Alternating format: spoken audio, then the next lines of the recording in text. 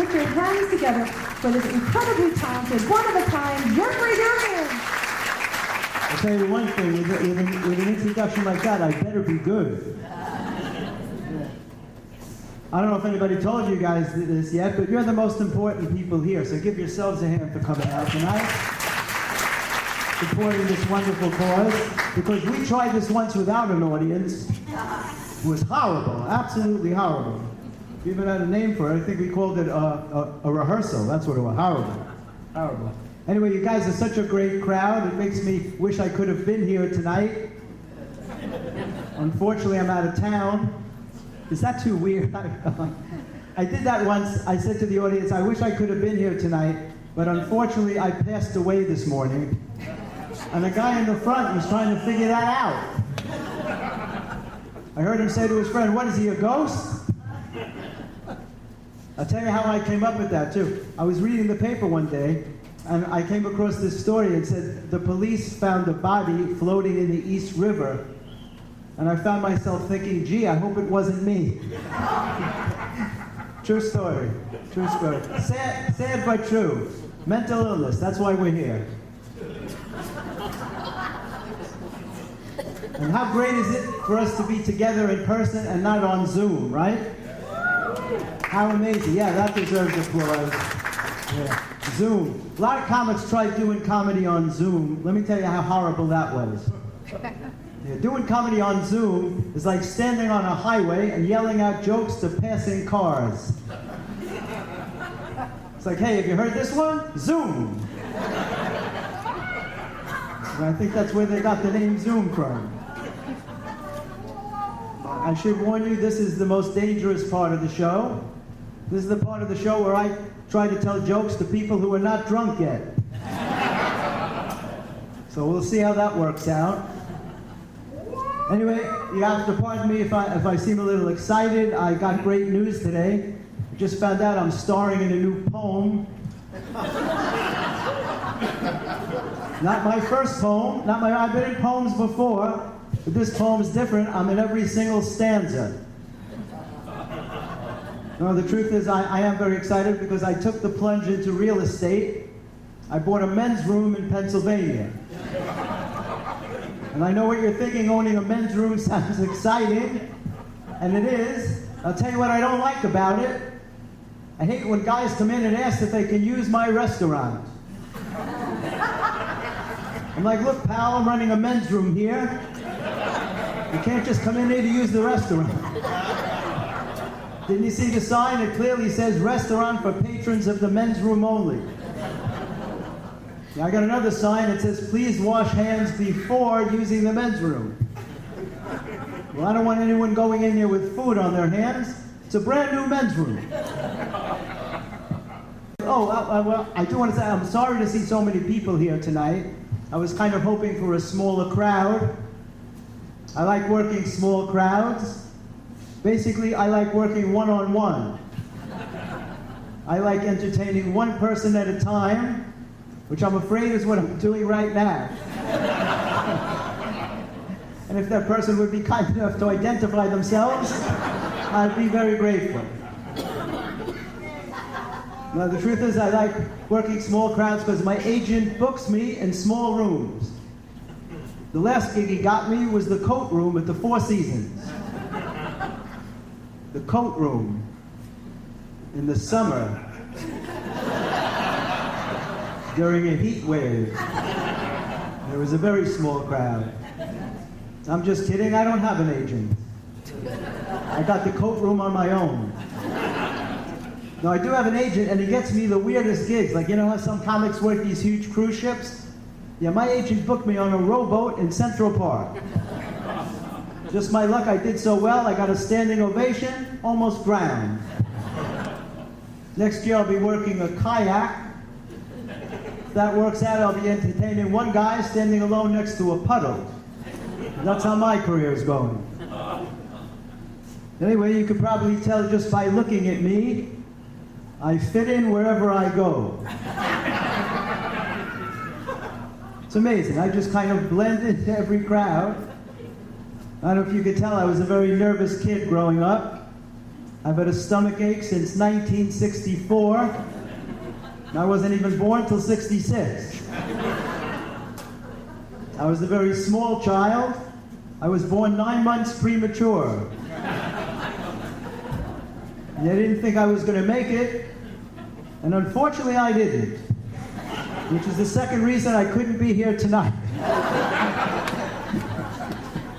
For some reason, I just like saying that. I couldn't be here tonight. Well, I'll tell you, it's nice to look out and see everybody safe and well after the insanity of the pandemic, right? Now, I don't know about you guys, but I happened to get it. I got the virus. I actually got it March of 2020 when it first came out. Well, as you can tell, I'm a trendsetter. I don't want to wait. I went right out and got it. I went out with COVID, double pneumonia. No, seriously, single pneumonia obviously was not good enough for me.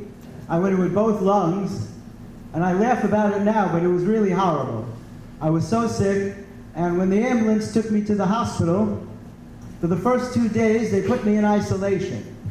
But on the third day, they put me in a room with 3 other very sick men, all with the virus. And I was hoping they were kidding me when they told me that the man in the bed next to me was from Wuhan, China. Like, that can't even happen. But it happened to me. I'm laying next to patient 0. And this poor old guy is coughing and choking into the air with no mask on. And when I expressed my concern to the nurse, she told me not to worry, and she pointed to a thin curtain that was hanging between us. And I thought to myself, how foolish of me to have been concerned. Everyone knows if you want to protect yourself from a deadly virus, you get a thin curtain and you hang it around you. And I was thinking, too bad Dr. Fauci didn't know about that. The thin curtain business would have totally blown up. The thin curtain, right? So after 4 days, they were able to stabilize me, and they sent me home because they needed the bed. They had run out of beds already. So they send me home, and what they don't tell you, there's a lot of post-op complications with this stuff. A lot of post-op complications. There's a lot of swelling. A lot of swelling. So I ordered some compression socks. And the compression socks come in a small plastic bag, and the small plastic bag has writing on it. And what the writing says is, beware of suffocation. Keep this bag away from babies and children. This bag is not a toy. Now that's the line that really stuck out to me. This bag is not a toy, because I thought to myself, are there really parents out there that need that clarification? That might mistake this bag for a toy? It's like, how sad would that be? How bad of a parent would you have to be to even consider giving your child a small plastic bag and trying to pass it off as a toy? So let's see, Christmas is coming. We need to get Johnny a present. How about this small plastic bag? It even has writing on it. I hate to see that child's face when he opens his present, especially if he's old enough to read. And it clearly says, this bag is not a toy. Unbelievable. Unbelievable how stupid they think we are. So, 4 years later, and a lot of people are still wearing masks in Manhattan. Drives me crazy. A lot of people wearing masks, but masks are weird, but there's one great thing about masks. Masks are a great equalizer. Everyone looks good in a mask. So it's obviously not people's eyes that make them unattractive. It seems to be the rest of the face that serves that purpose. Yeah, whoever thought you could go into a bank wearing a mask and they wouldn't call the police, right? At that time, they could call the police if you weren't wearing a mask. And speaking of the police, crime is ridiculous. Crime is out of hand in New York City. I don't know if you guys know this, but crime is crazy in New York. You're not safe anywhere. I was leaving the hospital, I got mugged by a doctor. And I knew he was a doctor because he wiped my neck off with alcohol before he put the knife to my throat. even in the emergency room. I turned my back for 1 minute, I caught some guy going through my bloodstream, which is probably the weirdest joke I've ever told. But again, I felt the need to say I caught a guy going through my bloodstream. I don't know. And crime is ridiculous in this city. Crime is completely out of control. But crime reporting has gotten very PC. You can describe the crime, you just can't describe the criminal. You can say what he was wearing, and you can say his height and weight. So now if you think you see the guy, you have to measure and weigh him first before you call the police. It's crazy, absolutely crazy. So, do you guys know who Josh Groban is? You know, everybody knows Josh Groban, the internationally famous singer. So I have this friend and he looks a lot like Josh Groban. And he hates it because wherever he goes, people stop him and tell him that he looks like Josh Groban. Because for some reason, people think they have the right to stop you and tell you who they think you look like. So he calls me the night complaining that wherever he goes, people tell him he looks like Josh Groban. I'm like, what are you complaining about? At least you get somebody normal. I get if Phil Spector had a baby with Elton John.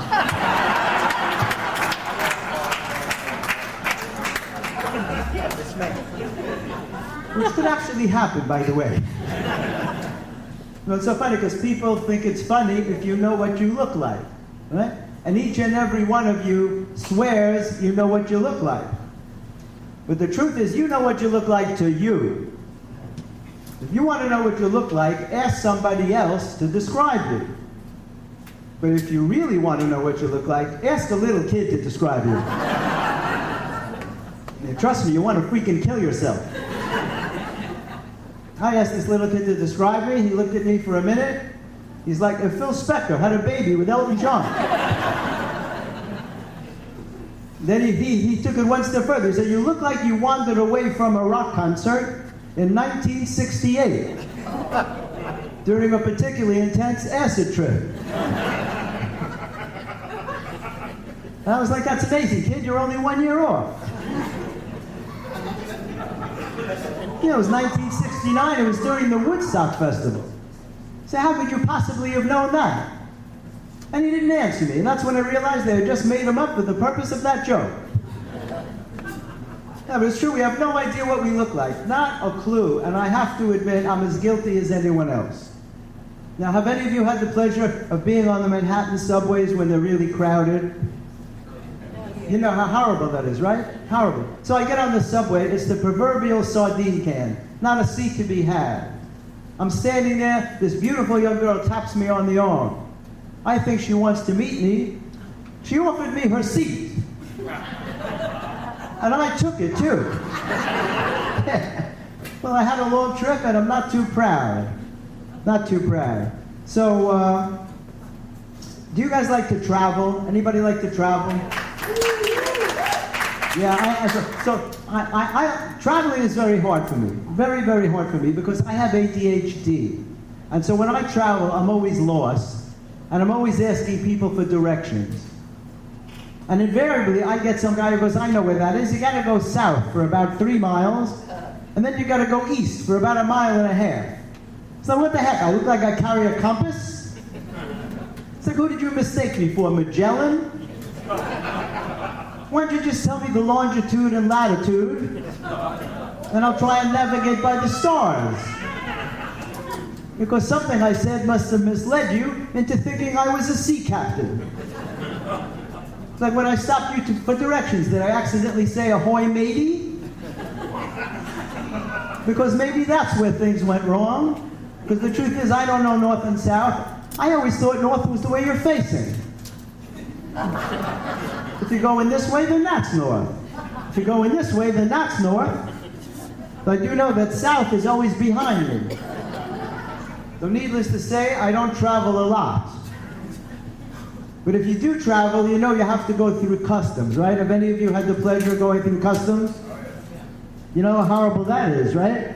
So I recently had to go to Canada to perform, and I went through customs, and I was struck by how stupid the questions are that you had to fill out on one of these forms, the customs declaration forms. So I stole one of the forms so I could share this with you, because this is so amazing to me. These are yes and no questions that they put in there to protect our country from terrorists. I am, or we are, as if you're traveling in a team, bringing fruits, vegetables, seeds, food, or insects. Who the heck travels with insects? Seriously, what country are we encouraging people to come here from where they even consider packing insects? Hey, honey, did you pack the bees? Because I still have some room in my suitcase near the ants and the spiders. You're going away for 2 weeks. Who knows if there'll be enough insects? Do you have any disease agents or cell cultures with you? Yeah, allow me to introduce myself. My name is Louis Pasteur. Pasteurization is my game. I'm traveling with Leeuwenhoek. He invented the microscope in 1674. The disease agents are mine. The cell cultures are his. Because that's how we roll. Do you have any soil with you? Yeah, of course I have soil. I'm a well-known farmer. I never leave the house without soil. I have 2 suitcases packed with soil, just in case I'm in the mood to plant something while I'm away. Planting soil. Do you have any intention of handling livestock? Of course I do. That's why I'm here. You can probably tell that just by looking at me. I go from country to country handling livestock. Such moronic questions. The problem is these questions are based on honesty. How many honest terrorists do you find? A guy's willing to blow up a plane filled with innocent people. He's reluctant to lie on a customs form. Makes no sense. No sense at all. Very confusing. So many things confuse me. I don't know about you guys, but a lot of things confuse me. Don't you hate it when you wake up in the morning and you're really in the mood to vote and there's no election?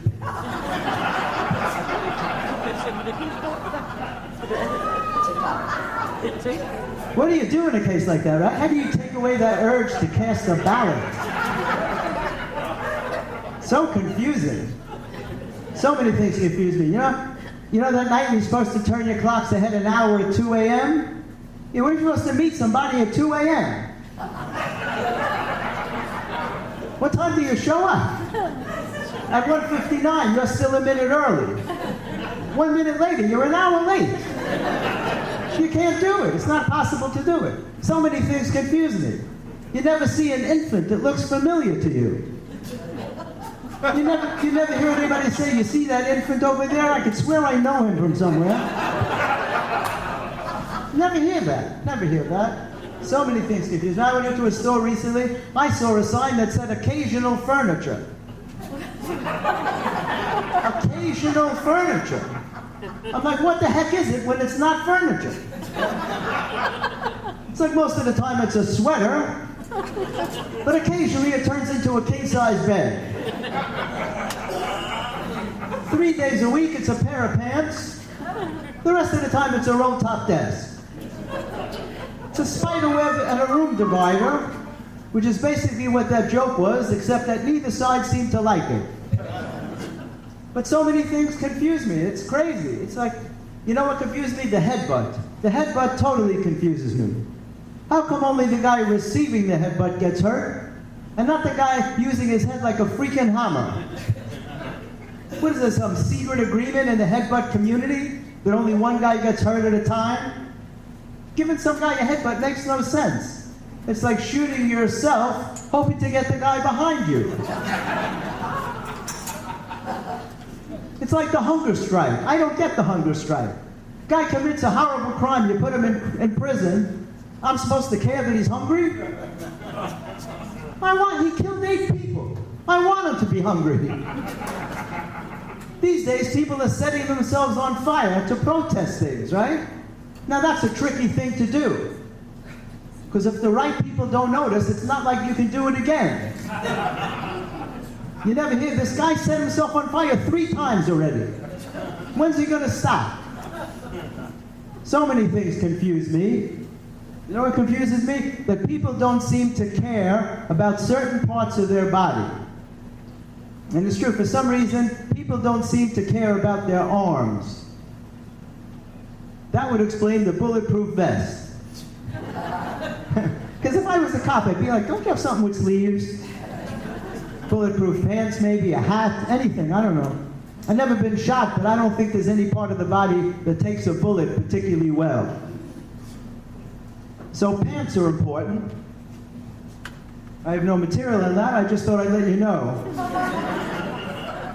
Now, pants are important, but I want to talk about ripped jeans for a minute. What's the story with ripped jeans? Right? Why are jeans the only article of clothing you can show up in such bad shape, and it's considered perfectly acceptable? Right? There's no other article of clothing you could show up in such horrible condition and get away with it. Now, the truth is that ripped jeans are basically just torn pants. Right? If you went into a store and you saw a big table and it said sale, torn pants, there's a good chance you wouldn't buy them. Because it sounds like an accident. If you fell down in the street and tore your pants, there's a good chance you'd say, you know what, I better go home and change. But if you tear them on purpose, now it's time to hit the clubs.